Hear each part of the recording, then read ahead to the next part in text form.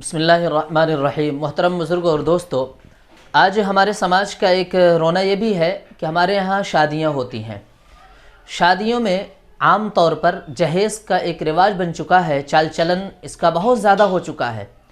क्या मालदार, क्या गरीब, हर एक तबका, हर एक लोग, हर एक माँ बाप, हर एक दूल्हा, हर एक दुल्हन, हर एक भाई, हर एक बहन को ये फ़िक्र है कि मेरी शादी में ऐसी शादी होनी चाहिए, ये होना चाहिए तो वो होना चाहिए। उसकी वजह क्या है कि हम हाई प्रोफाइल जो सोसाइटी है उसकी तरफ निगाह उठाकर देखते हैं। हमें लगता है कि हमने जो ड्रामा फिल्मों का देखा है, हमें लगता है जो सीरियल हम देखते हैं, उस सीरियल में, उस ड्रामे के अंदर जो नाटक हमने सीरियल और उस पर टीवी पर देखे, प्रोग्राम देखे, जिस तरीके की शादियाँ वहाँ होती हैं, ऐसी शादियाँ हमारी भी होनी चाहिए। ये हमारा गरीब तबका, बड़ा तबका अगर ये काम करे तो भाई कोई बात नहीं, उसके बाद पैसे हैं, सब कुछ है। लेकिन गरीब तबका जो आज मोबाइल से जुड़ा हुआ है और ड्रामों को देखता है, फिल्मों को देखता है, फिर वहाँ की ज़िंदगी को अपनी ज़िंदगी में लाने की कोशिश करता है।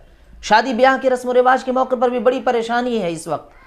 अगर आपकी ख्वाहिशात, आपके जज्बात हो सकते हैं, उसकी कदर करनी चाहिए, मैं उससे इनकार नहीं कर सकता। लेकिन क्या फिल्मी ड्रामों को देखकर या ये कि इस तरह की सीरियल देख करके क्या आप उस सीरियल में होने वाले ड्रामों को आप ख़रीद सकते हैं? जज्बात से नहीं ख़रीदा जा सकता है, बल्कि हमें सोचना चाहिए कि हमारा जो स्टेटस है वो क्या है, हमारे घर का जो रहन सहन है, हमारे माँ बाप का जो रहन सहन है, हमारे भाई का रहन सहन है, वो क्या है, वो हमें किस तरीके से रख सकते हैं, हमें कैसे खिला सकते हैं, हमारी शादी में वो क्या कर सकते हैं। हमें इस पर आना चाहिए, ना कि हम अपने से ऊपर बढ़कर देखें लोगों को। हमें अपने मकाबिल और अपने दरमियान की चीज़ों को देखना चाहिए, ना कि बहुत ऊंचे उठकर हमें ख्वाब देखने चाहिए। अपने जज्बात को हमें समेटना चाहिए और अपने हुदूद के अंदर, अपने दायरे के अंदर रहकर हमें ख्वाब देखने चाहिए, ना कि बड़े बड़े ख्वाब देखें और बड़े बड़े ख्वाब सजाएं और अपने जज्बात को हम खुद से तोड़ लें और मरोड़ लें। नहीं, शादियों के अंदर आज बड़े लोगों का हाल ये है कि अपनी बेटियों की शादी में जहेज़ के नाम पर जो नुमाइश की जा रही है, शादी से एक दो दिन पहले घर के बाहर कनात लगाकर, तंबू लगाकर पूरा सामान जहेज़ का बाहर लाकर रख दिया जाता है, दिखाया जाता है, अपने रिश्तेदार को दिखाया जाता है, पड़ोसियों को दिखाया जाता है। मैं उनसे बहुत अदब के साथ कहना चाहता हूँ कि आप ऐसा हरगिज़ ना करें। आप अपनी बेटी को जो देना चाहें दें अल्लाह के वास्ते, लेकिन किसी गरीब के कलेजे पर, किसी गरीब के माँ बाप की गर्दन पर छुरी ना चलाएं आप। और सबसे बड़ी बात यह है, आप इसको नोट कर लें, इस्लाम के अंदर जिस तरीके से एक लड़के का बाप की वरासत में हक होता है, हिस्सा होता है, इसी तरीके से बेटियों का भी हक है, बाप की वरासत में बेटी का भी हिस्सा है। आप जहेज़ के नाम पर बेटियों को महरूम क्यों करते हैं? शादी करके आप जहेज़ दे देते हैं लाख रुपए, 2 लाख रुपए का, और अपनी बेटियों को आप महरूम करते हैं। ऐसे माँ बाप से मैं बहुत अदब के साथ दरख्वास्त करूँगा, चाहे वो बड़े हजरात हों, चाहे वो हमारे समाज का गरीब तबका हो, मैं दोनों से बहुत अदब के साथ दरख्वास्त करूँगा। जहेज़ के नाम पर हमारे यहाँ जो लानत, जो नासूर बना हुआ है, उसको आसानी के साथ ख़त्म किया जा सकता है। हमने सुना था अपने बचपन में, आज भी सुनते हैं कि एक बोली जाती है, कहावत कही जाती है कि सांप भी मर जाए और लाठी भी न टूटे।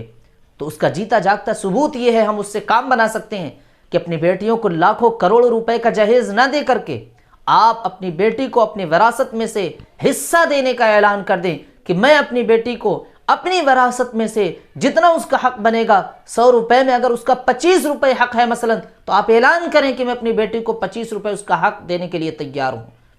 जो भी उसका हिस्सा बने, आप शादी से पहले आप ऐलान कर दें कि मैं अपनी बेटी को जहेज़ में कोई सामान तो नहीं दे पाऊंगा, लेकिन हाँ, मैं अपनी बेटी के नाम पर 100 गज का प्लाट कहीं पर खरीद कर रखा हुआ हूँ, एक मकान तैयार करके रखा हूँ।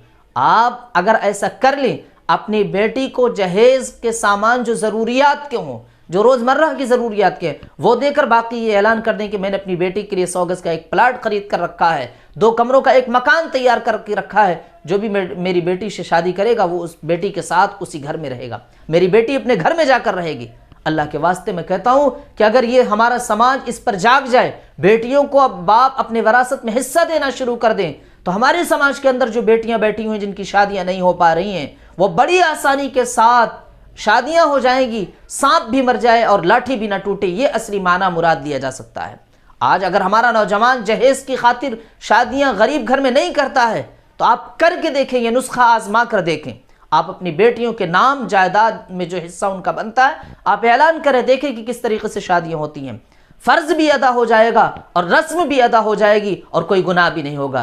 अल्लाह तबारक व तआला हमें भी आप हजरात को सही मानों में सुन्नत के मुताबिक शादी करने की तौफीक अता फरमाए और बेटियों के बाप के वरासत में जो हक़ है उसे अदा करने वाला बनाए। अगर हम अपनी बेटी को वरासत में हिस्सा इस तौर पर दे रहे हैं कि सिर्फ उसे जो शादी करके दे देते हैं जहेज़ के नाम पर उसका हक़ अदा कर दिया, खुदारा ये उसका हक़ नहीं है, कल क़यामत के दिन आपसे पूछा जाएगा। इसलिए अपनी वरासत में अपनी बेटियों को हिस्सा देना सीखें। इसी बहाने कम से कम हमारा समाज जागे। अल्लाह हम सबको अमल करने की तौफीक नसीब फरमाए। व आखिर दावाना अल्हम्दुलिल्लाहि रब्बिल आलमीन।